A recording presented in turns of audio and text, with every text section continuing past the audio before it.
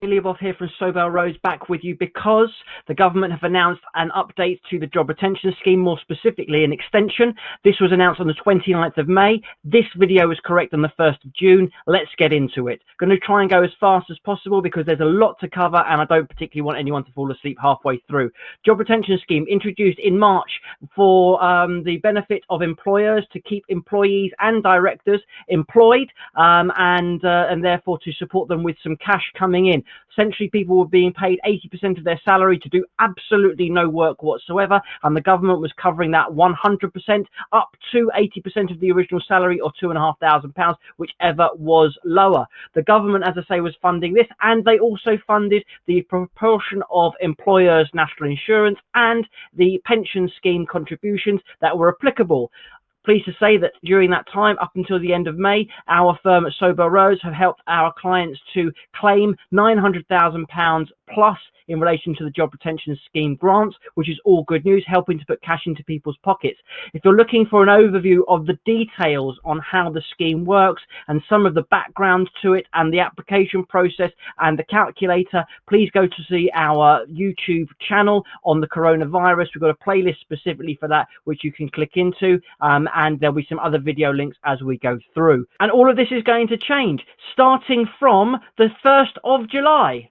Or is it? No, in fact, it starts from the 10th of June 2020. And why that might be the case, you may be asking. Well, it's quite simple. New entrants to the job retention scheme are no longer allowed as of the 1st of July 2020. So that's 1st of July 2020, no one that has not been furloughed before. The thing is that existing entrants must have completed a full 3-week furlough period prior to the 1st of July, to be able to be eligible for the second stage of the job retention scheme. So that means that if you work backwards from the 30th of June, take away your 3 weeks, it means that in order to have somebody who qualifies for the later part of the job retention scheme, they need to have been on a furlough claim on or before the 20th, on or before the 20th of June 2020 for a 3-week period to be able to elapse before the 1st of July kicks in. So hopefully that makes sense. Give us a shout if not. So what are the changes? Well, there's two main changes that we need to be aware of. One is that we now have the introduction of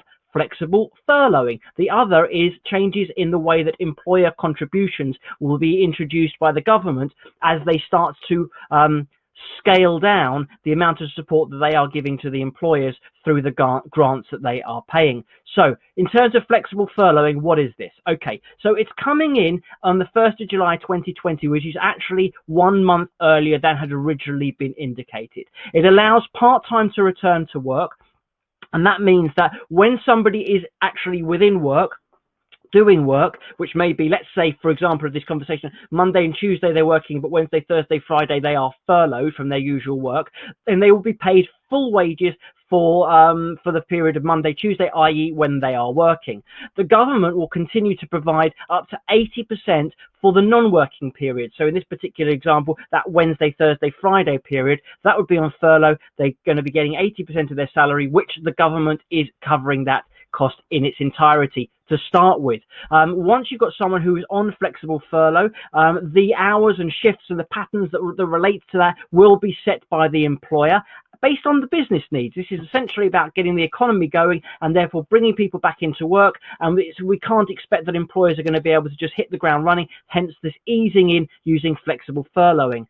Just to be aware that the new period of furloughing, unlike the previous one, which was 3 weeks, only requires a 1-week minimum furlough period. Within that furlough period, it doesn't matter what the minimum amount of furlough time is. So in the example I've given you, it could be that you've got somebody who's doing a 30-hour week and they're being furloughed for only 5 hours a week, or more specifically, they are being furloughed for 20 hours a week. Either end of the scale, it doesn't really matter. The point being, full-time pay for the bit where they're working, and then they get reduced pay under the furlough system for the parts that are under furlough. And arrangements, as with the current scheme, must be confirmed in writing.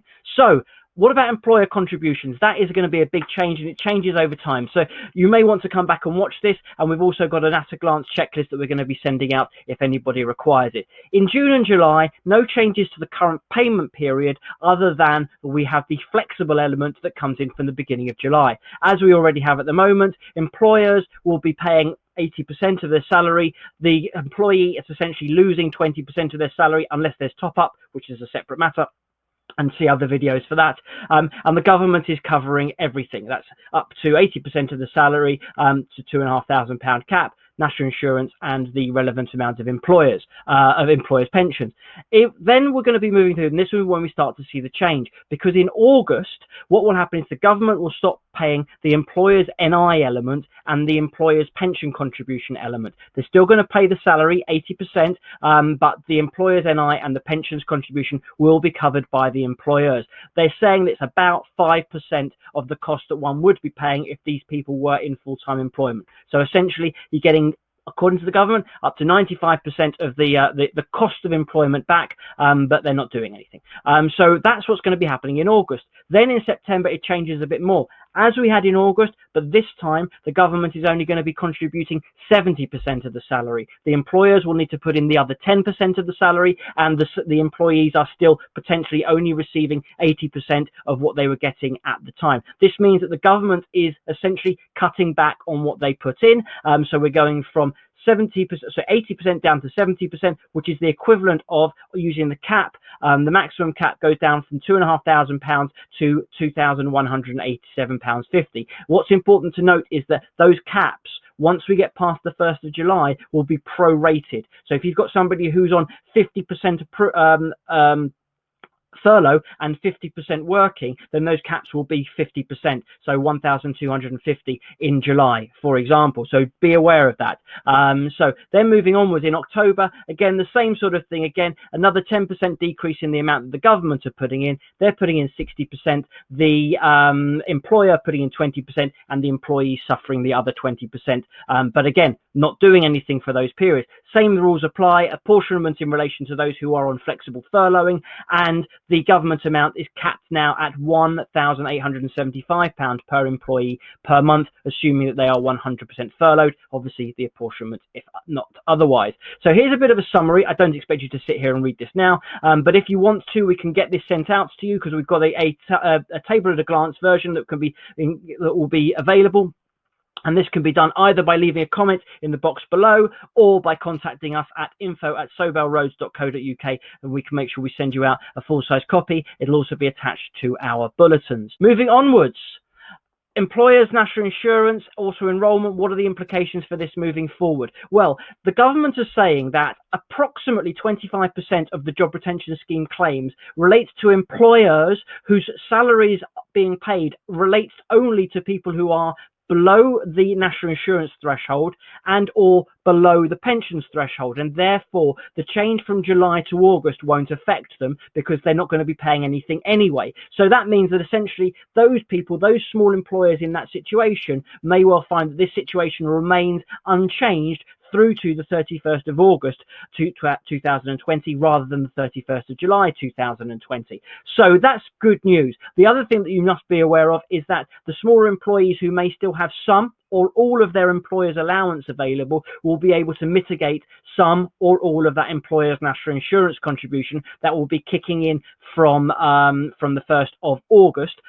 So that's something else to be aware of. Don't forget it. But remember that it is to be worked out, because some of it may well have been utilised already in previous months. So if you've got any questions about that, it's probably best speaking to somebody within an accountancy payroll department just to make sure that you get that right. So the other areas that we need to be aware of and just to keep on your radar are that if you're looking for any of the previous information, how the scheme works, how you go about claiming it, the calculator, all that kind of thing, please go back and watch some of our videos in relation to this. Can be found on our YouTube channel. Equally, we are expecting there will be further clarifications as to how some of this will work. This has been the case with previous announcements by the government. They want to make sure people know what support is coming, then they will flesh out the details in due course. The calculator is probably going to be updated, but we don't know. We'll have to wait and see. But please be aware, and this is a very, very important point, that under the first part of the furlough system, that's the point up to the 30th of June 2020, you have to be making sure that your last claim is put in by the 31st of July 2020. So that is something that is important. Don't leave it until August and say, I'm going to do it all in one go. Those fall under those first periods must be made by the 31st of July 2020, or you are going to lose that opportunity. So that, bear in mind the 10th of June date as well that we were talking about earlier in relation to making sure that there are no new entrants onto furlough after that date. Otherwise, they will not be able to qualify under the coronavirus job retention scheme support part 2, as it were. So if you would like some support, be aware that our tax department have got a dedicated team who are continuing to support clients in preparing their calculations. And if you're interested in speak to us, please do. You could direct those calls to Tim Knight, who is our tax director, or anyone in our tax department on the telephone number 0208 429 8800. Alternatively, contact us through the dedicated email jobretentionscheme@sobellrhodes.co.uk. Please be aware that our payroll department are busy making sure people get paid. So please don't feel that you need to go to them with your questions and queries. Our job retention team team, you know what I mean, they will be dealing with that. So they do work side by side, but two different areas, making sure that we get people paid and that we get the claims put through as quickly as possible. If you are looking for additional support, please shout out to us, give us a nod if you would like us to undertake our COVID-19 support plan work with you. This has been conceived by our managing partner, Andrew Rhodes, and is helping a lot of people identify where there is cash flow advantages that they can take advantage of. So much so that this particular program has now been taken on board by our partners at F3C and is being relied on nationally and internationally for people trying to make sure that as many businesses and as many individuals as possible are maximising the support being given by the various governments across the world.